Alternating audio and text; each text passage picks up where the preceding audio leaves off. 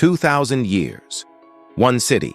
From the northern edge of a world-conquering empire to the capital of Viking England. From medieval piety to the fires of modern war. This is not just a story of kings and battles. This is the story of York. A city built, destroyed, and reborn on the frontier. And this is its entire history. Our story begins with a military calculation. In 71 AD, the Roman 9th Legion marched north to subdue the Celtic Brigantes tribe. They needed a stronghold. They found it where the River Foss meets the River Ouse, a perfect defensive position. Here, they built a fortress of earth and timber. They called it Eboracum. For 3 centuries, Eboracum was a powerhouse. It was one of 3 permanent legionary bases in Britain, a capital of the north. The timber was replaced with stone. The headquarters stood right where York Minster stands today. The foundations of pagan Rome lie under that Gothic masterpiece. Emperors ruled from here.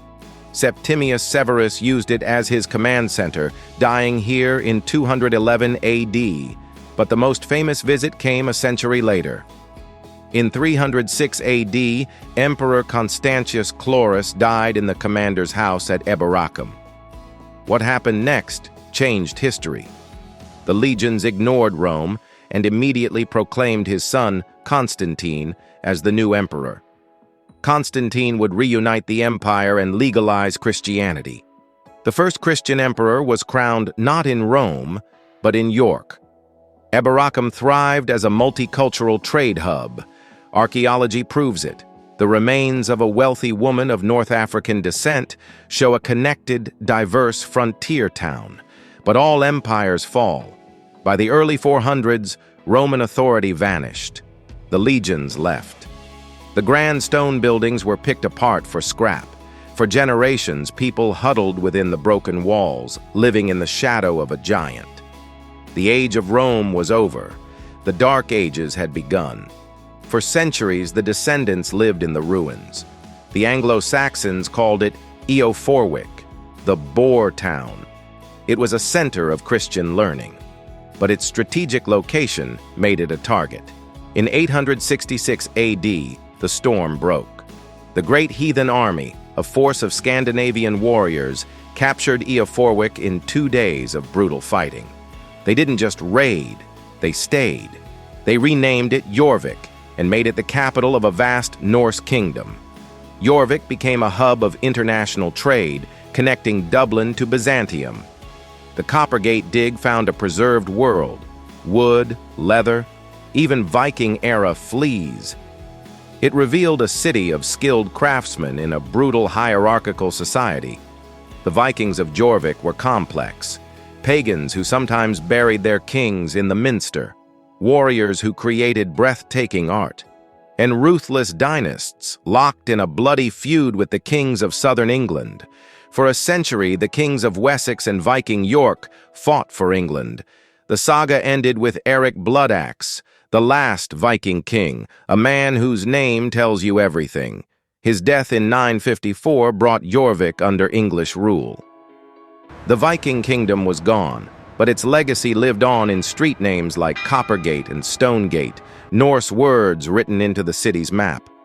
The Norman conquest was an apocalypse for the north. When York rebelled in 1068, William the Conqueror responded with horrifying violence, the harrying of the north. York was burned and broken, but William knew its strategic value. To control the north, he had to hold York. His solution was brute force. He built 2 colossal castles, pinching the city in a vice of fear. Clifford's Tower still stands as a symbol of that Norman terror. From this trauma, a new York rose, and its heart was York Minster. For 250 years, the greatest craftsmen in England labored to build this cathedral. The Great East Window, the largest medieval stained glass window in the world, and the Heart of Yorkshire Rose Window are acts of faith frozen in colored light. The city around it flourished. York became England's second city. Its wealth came from wool.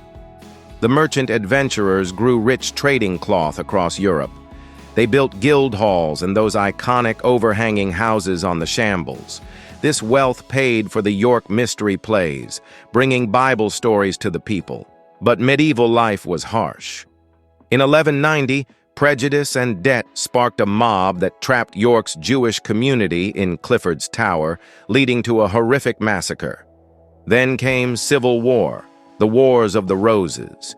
The houses were named for York and Lancaster. York was the power base of kingmakers like the Earl of Warwick.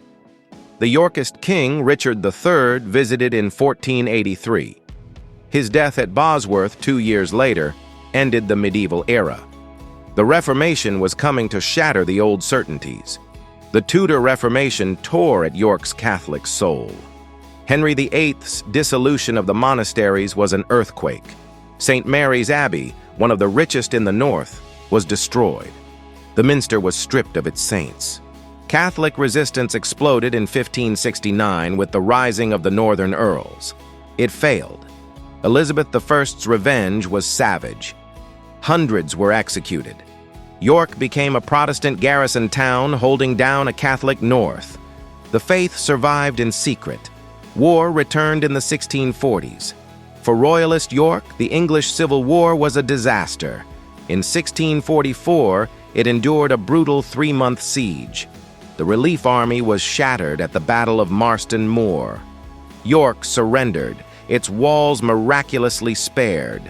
Peace brought a new role. In the 1700s, York became the social capital of the North for the gentry, a town of gentlemen. Grand buildings went up for balls and theater. But this was a facade. Economically, York was asleep. The Industrial Revolution happened in Leeds and Sheffield. York dozed, a beautiful backwater living on past glory. York's sleep was broken by the scream of a steam whistle. The railway age didn't just come to York, it made York its capital. The Northeastern Railway Company built its headquarters here, along with the spectacular Victorian station and whole neighborhoods for its workers. York was now a city of clerks, engineers, and managers. But this new wealth wasn't shared. Hideous slums festered behind medieval walls. This injustice sparked one of York's great chapters. In 1899, the social reformer Seabaum Rowntree published a study proving nearly 30% of York lived in crushing poverty. It was a national wake-up call. The Rowntrees were Quaker industrialists with a conscience. They built not just chocolate factories, but also model towns, pensions, and libraries for workers. They proved business could have a heart. York became a laboratory for social reform. Then, the fire returned. In April 1942, Hitler's Luftwaffe bombed York in the Baedeker Blitz. The medieval Guildhall was destroyed, streets were obliterated, and people died. Yet, a miracle. York Minster survived. Brave firefighters put out the incendiaries on its roof. The city's soul was spared for the future. After the war, York faced a choice: how to be modern without destroying the ancient. There were mistakes, ugly concrete buildings, but a strong conservation movement fought back. York learned to preserve its past as a living foundation, not a museum. The city's economy transformed. Heritage and tourism became its engine. The Jorvik Viking Center, opened in 1984, changed museums forever. Simultaneously, the University of York, founded in 1963, brought a new wave of youth and intellect. Today, York is in constant conversation with its history. A Roman sewer still works. Viking streets guide your walk. Medieval guilds host modern dinners. It grapples with being a tourist magnet while reinventing itself as a hub for bioscience, tech, and rail innovation. So, what is the story of York? It is 1,000 stories, layered like the earth under its streets. It is the Roman soldier in the rain, the Viking craftswoman, the medieval mason high on the minster scaffold, the Georgian lady at a ball, the railway clerk, the factory girl, the fire watcher on the roof in 1942. York's genius is resilience. It has been a fortress, a capital, a backwater, a factory, and a university. It has been conquered, burned, and bombed. Each time it wove the new age into its ancient fabric. York reminds us that history isn't just in books. It's the ground we walk on, the stones we touch. It's a living manuscript. For 2,000 years, its story has been one of endurance, adaptation, and an unbroken will to continue. This is York, forever on the frontier, forever at the heart of history.